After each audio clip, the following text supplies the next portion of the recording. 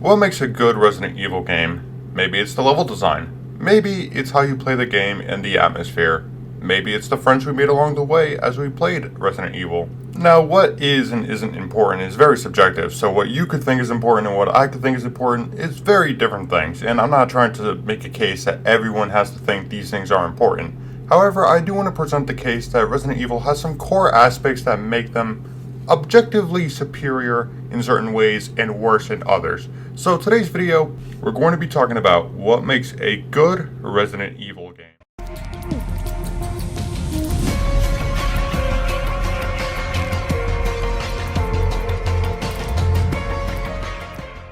Now the first thing for me that comes to mind really is the level design. These can make or break some Resident Evil games. As we saw with Resident Evil 3 Remake, it is significantly more linear in its level design and doesn't really encourage exploration. Whereas with 4 Remake and even with 2 Remake to an extent, you do get a lot more in that department of exploring and looking at new areas. Though that's not to necessarily say that just because a game is more linear that it's poor by default. That can actually benefit the game in some ways, such as in its replayability, which is also a strong factor about these games, is how many times you're going to replay it and try to beat your best time. That's something that often gets forgotten about, especially when it comes to 3 Remake. For some reason, there's this idea that just because a game has more levels by default, it has better level design, or that it has more hours you have to put in, so therefore it has better level design. That is not true. While it may be true in some cases like Resident Evil 4, where it feels like a majority of the extra levels do feel well designed, that's not for every single game. As we saw with Resident Evil 6, where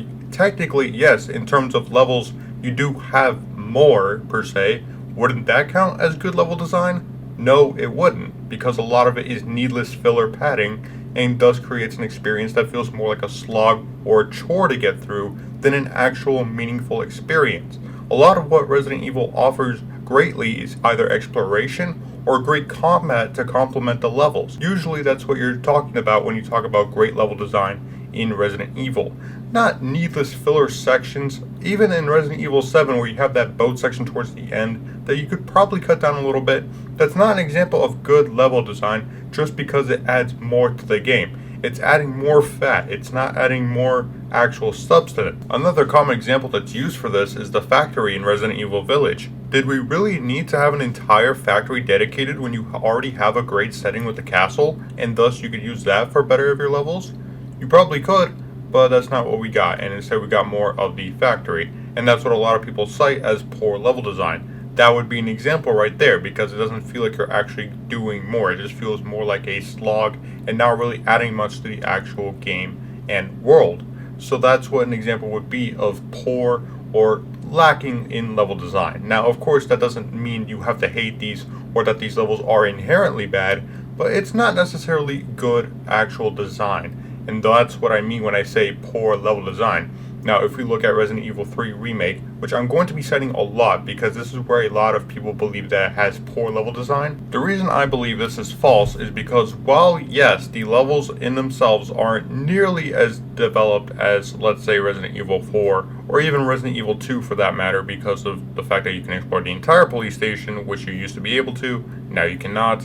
The reason I believe that Resident Evil 3 Remake doesn't necessarily have poor level design is because while you do have shorter spaces, I do believe that these spaces are utilized well. I think that for the experience you are going for, which is more of Jill trying to get out of Raccoon City essentially as fast as possible with a vaccine, I do believe it does work in its favor. It feels a lot more claustrophobic in that sense. A lot of the levels are more closed off, which one could see as lack of content or lacking the actual city exploration. I see it as more leaning into the survival management.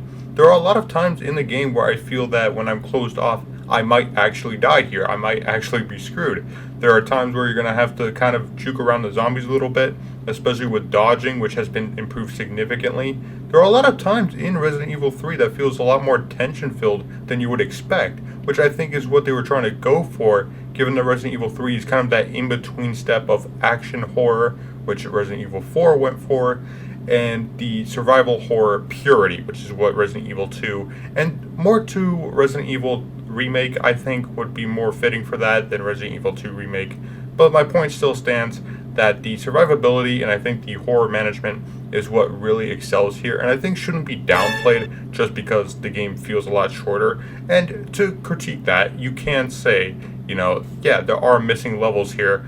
That is true, and that's completely fair criticism. But what's not fair criticism is to say that the level design suffers just because there's a lack of levels. That is not what bad level design is. So I hope that clears up what level design and how it makes certain games good and certain games bad.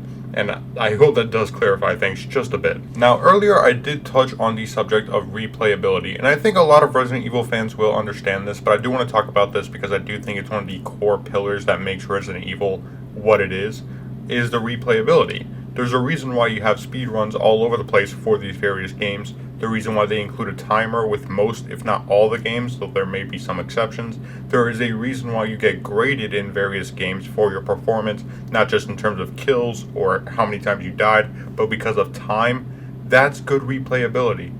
Replayability has always been a core factor for the Resident Evil games, and why it's one of the most replayable horror games is because of how much they put into it so you play it again and again. Not just including the fact that the newer games let you replay the game with your same loadout, so you can play it again essentially on New Game Plus, but the fact that they reward you for it and that there's hidden achievements, different weapons you can earn. Replayability is one of the key factors for Resident Evil, and why I think that for any good game, replayability should be a must, which is also convenient because Resident Evil 4 has really good replayability and is considered one of the best in the entire franchise. Same goes for the other games that I mentioned previously.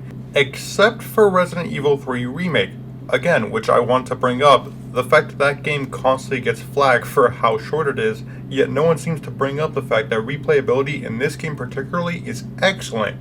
And what I think warrants a lot of the price is the fact that because it's very linear, you can replay it as many times as you'd like to. Considering the game is about an hour if you know what you're doing, you can get a lot of runs in and really practice how you're going to get your next run. That's what I think really excels with these games. Of course, that's not the sole factor though. It's not just the fact that the game can be replayed as many times as you want, and you can still give critiques when it's due. Like the fact that even if it is replayable, it's still a very linear, short experience. You can still say that. That's all fair criticism. But I do think that considering that these games have those grades for your timing and how fast you can get a run and how you can complete your run and how you can perfect where you're going to go and perfect your route, I think that should really be taken into accountability when you're considering these games, because again, that's a lot of what they aim to do. Even with the newer games being as cinematic as they are, like Village or 7, you still have a timer and there are still achievements for completing it in a certain time. They would never include that if they never intended for the game to be completed in a certain amount of time, or for you to replay it over and over so you can get a faster time. That's what I think really excels with these games, and something that really needs to be taken more into consideration, especially with Resident Evil 3 Remake being the prime victim of this, where yes, the replayability is arguably some of the best because of the length of time. This is often ignored because of this perceived idea that Resident Evil games have been usually long. But let me put this as the final subject for today's video. Every Resident Evil game is short. The runtime in and out of itself does not qualify a game to be bad or good.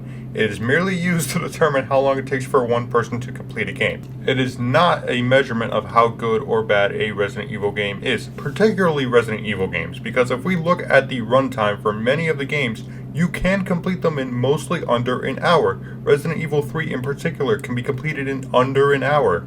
Yet, we're expected to believe that just because the remake is just as short, that it suffers for it, or that it's a worse off game. I truly don't believe this, and especially if you look at the most popular titles, while some of them are quite long, they're still within the range of an hour to 2 hours to complete if you know what you're doing. That is the whole point of these games, is that they're meant to be replayed faster and faster. That's why you have a runtime. That's what I mentioned earlier. The replayability and the time are pretty much in tangent with one another. You cannot make the claim that just because the game is shorter, that it is in itself bad. If we look at games like Resident Evil 6, again, that game is, even though it's long, it's not necessarily good just because it has all that padding or the separate campaigns. That does not mean it is inherently better just because it has all that extra crap. It does not mean it is a better game. If anything, it is worse because of that padding and because of how it's done. And even then, if you include the separate campaigns, they can still be completed within hours because that's how the games are meant to be.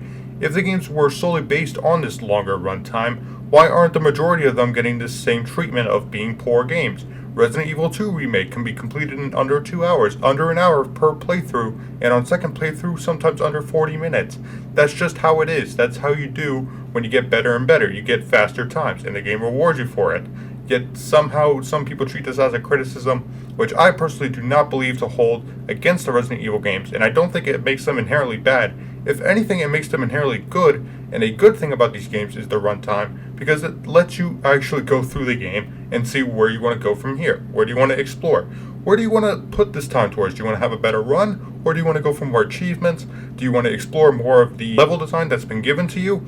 It's entirely up to you, and I think this is what gives the game, all of the games really, more life, is the fact that because they're shorter, you can complete them in many different ways, and that is what the good thing about these games are, is that they can be completed relatively quickly, and that's okay, because they're not meant to be super insanely long. That's not the point. So really, a runtime doesn't necessarily make or break the Resident Evil games. However, I do believe that with the shorter times, it is better used for more replayability. Not that the games necessarily have to be shorter or longer, I just truly believe that this idea that they have to be longer in order for them to be good is just flat out not true, and not how you make a good Resident Evil game. You make a good Resident Evil game with my following points, and the fact that you use the runtime sparingly for what you need the game to be about. But that is just one person's thoughts. This is just my thoughts on what makes a Resident Evil game good. If you guys enjoyed the video, please hit that like button and subscribe. I could always use a new addition to the Dark Ops army, and when this video goes up, it'll likely be around the time of Thanksgiving, so I hope you guys have a very good Thanksgiving.